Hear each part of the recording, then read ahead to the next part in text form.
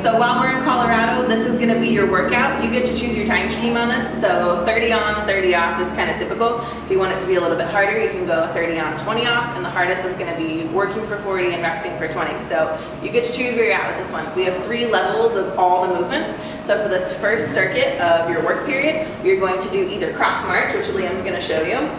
So that's level 1. You guys know who you are, who need to be doing that. Okay, and then after that, you're gonna do jumping jacks. This is the second option. So you guys also know this one, just be on the ball and the toe. And then after that, the most advanced option is gonna be jump rope. So with this one, you just wanna keep your toes up, bounce off the ball of the foot. Okay, so those are your options for the first round. Okay, so that was your first circuit. The next period of work is going to be squat to chair. This is your first level. So it doesn't have to necessarily be a chair. You can find like a piano bench or like whatever else you have in your house. So he's just going down, lightly tapping and coming back up, not relying on the chair. You guys all know this one. So for the next one, we're just going to remove the chair and just do a body weight squat. So again, you guys understand all the basics about that. So the very last and most advanced level Liam's gonna show you is called a drop squat. So you're just getting kind of a little jump and then sticking it at the bottom and then popping back up. So again, you're choosing your time period for work on this. That's round 2. Okay, round 3, level 1 is gonna be beast hold. So Liam's gonna get down and show us that.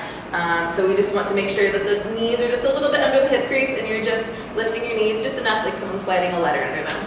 So that's level 1. Level 2 is gonna be beast crawl. So you're assuming the same position and you're just moving with it. So opposite sides. Making sure that you're stepping just right before the wrist, keeping your back flat.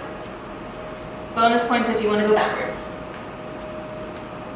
Okay, final and hardest one is going to be push-ups. Liam's going to demo from his knees first. This is a little bit easier one.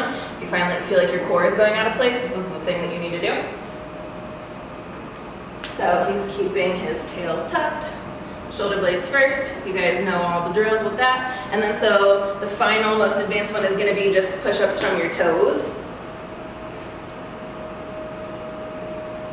Yep, so those are your options for round 3. All right, round 4, level 1, is going to be glute bridges. So you're starting on your back. He's going to squeeze his glutes, lift up his hips, planking at the top, pressing his ribs down, give it a good like 2-second hold, and then come down. So you guys all know glute bridges. Pretty much everyone has done that. Level 2, so that's too easy for you, is going to be glute marches. So he's going to start the same way. He's going to lift up his hips, and he's going to squeeze that glute and extend one leg. Try not to let your hip orientation change at all, and then he'll do the other one. And that's 1 rep. Every time you do 2 legs, that's 1 rep. And then he'll go down, and then he would do it again. So that's your level 2. So for our last one, we are going to do hip thrusts. So since you guys probably don't have a hip thruster machine at home, you can find like a ottoman or your couch or something like that, and just set up like you would on the hip thruster with your shoulder blades on the back. And then position your feet accordingly, hands on the ribs, drop your hips down, squeeze your glutes to come up. Extra points if you have a fat cat at home that you can put on your waist to use as a weight. Okay, so those are your 3 options. That was most advanced. Take your choose. All right, round 5, level 1 is going to be inchworm. So Liam's just going to start. He's going to walk it out to a full plank, get those hips all the way, and then walk his toes up as much as he can. Still keeping his arms straight, pushing into the ground with straight legs. So that's level 1. You're going to do inchworms. Level 2 is going to be standing row. So if you have a band at home or some sort of contraption to make this work, you are going to set up kind of sitting into your hips a little bit, lock down your core, shoulder blades move first, then your elbows, give it like a 2-second hold, and then release. Okay, so that's level 2, standing row. Level 3, if you have a pull-up bar in your house or somewhere at a park, you're going to jump up and hold at the top position as long as you can. If you're feeling awesome, you can do a slow eccentric, or you can just come back down, whatever you're feeling.